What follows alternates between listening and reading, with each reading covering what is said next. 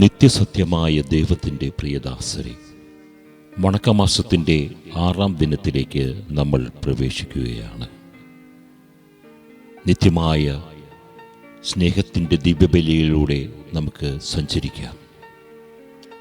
ദൈവം നമുക്ക് നൽകിയിരിക്കുന്ന അനുഗ്രഹങ്ങൾക്കും എല്ലാ നന്മകൾക്കും കൃതജ്ഞത പ്രദർശിപ്പിക്കുന്നതിനും നമ്മുടെ പാപങ്ങൾക്ക് പരിഹാരം അനുഷ്ഠിക്കുന്നതിനും സകല നന്മകളും ലഭിക്കുന്നതിനും ഒരു ദിവ്യബലി ധാരാളം മതിയാകും.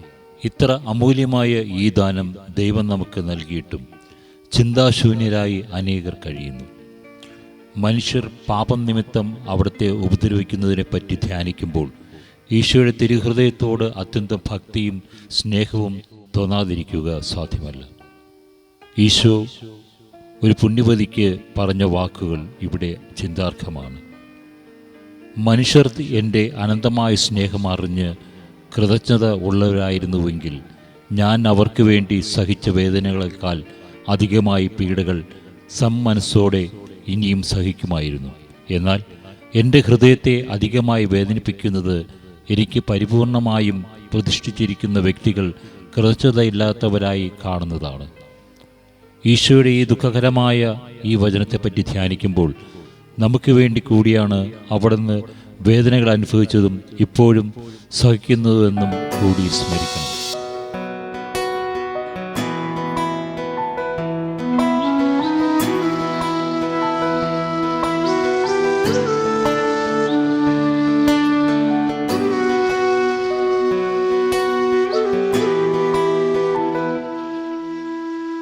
തിരുഹൃദയം തരും കരുതലറിഞ്ഞിടാൻ തിരികെ നടക്കേണം ജീവിതത്തിൽ. തിരുഹൃദയം തരും കരുതലറിഞ്ഞിടാൻ തിരികെ നടക്കേണം ജീവിതത്തിൽ. മധുരിമയേറുമാ സ്നേഹമറിഞ്ഞിടാൻ മധുരിമയേറുമാ സ്നേഹമറിഞ്ഞിടാൻ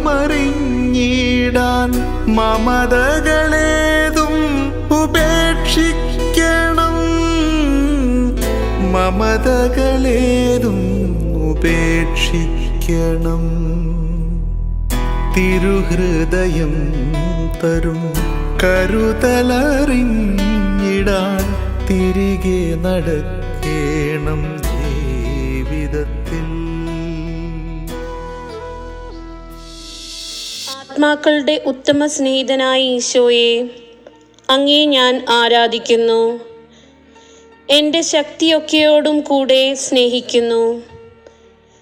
എൻ്റെ ഈശോയെ, എൻ്റെ രക്ഷ ഇത്രയധികം ആഗ്രഹിക്കുന്ന അങ്ങയുടെ നിത്യസ്നേഹത്തെ ഓർക്കാതെ ഇരിക്കുന്നത് എത്രയോ വലിയ നന്ദിഹീനതയായിരിക്കുന്നു. എത്രയും മാധുര്യം നിറഞ്ഞ ദിവ്യഹൃദയമേ, അങ്ങയുടെ ദിവ്യഹൃദയത്തിലെ മുറിവുകൾ ഞാൻ കണ്ടിട്ടും എൻ്റെ ആത്മാവിൽ ദയയും സ്നേഹവും തോന്നാതിരിക്കുന്നതിനാൽ അത്യന്തം ഖേദിക്കുന്നു. എൻ്റെ ഹൃദയത്തിൻ്റെ സമ്പൂർണ്ണ സന്തോഷമായ ഈശോയെ, ഞാൻ എൻ്റെ ആത്മാവിൻ്റെ സ്ഥിതി ഗ്രഹിച്ച് മനസ്താപപ്പെടുന്നതിനും അങ്ങേ എൻ്റെ ഹൃദയമൊക്കെയോടും കൂടെ സ്നേഹിക്കുന്നതിനും ഇടവരുത്തി അരുളണമേ. പ്രാർത്ഥന. കർത്താവേ, അങ്ങേ മണവാട്ടിയായ തിരുസഭയ്ക്ക് പൂർണ്ണ സ്വാതന്ത്ര്യം കൊടുത്തരുളണമേ. ഞങ്ങളുടെ പിതാവായ പരിശുദ്ധ പാപ്പായെ സംരക്ഷിക്കണമേ.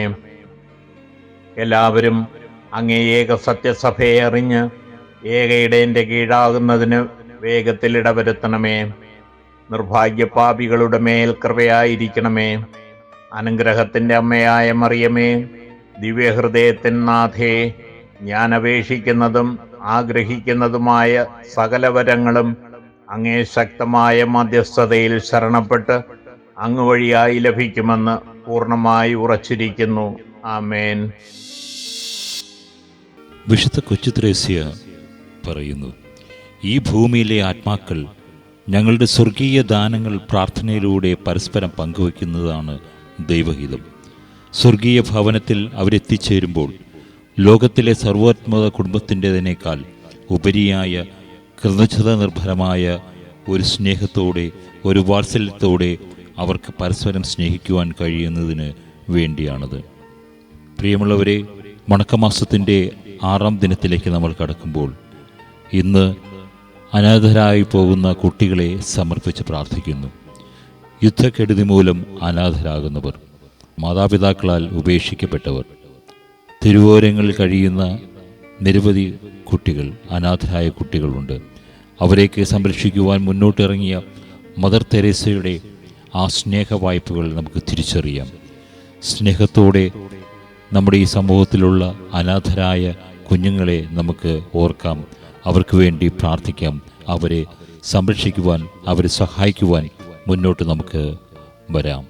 കർത്താവ് നിങ്ങളേവരെയും അനുഗ്രഹിക്കുമാറാകട്ടെ. ആമേൻ.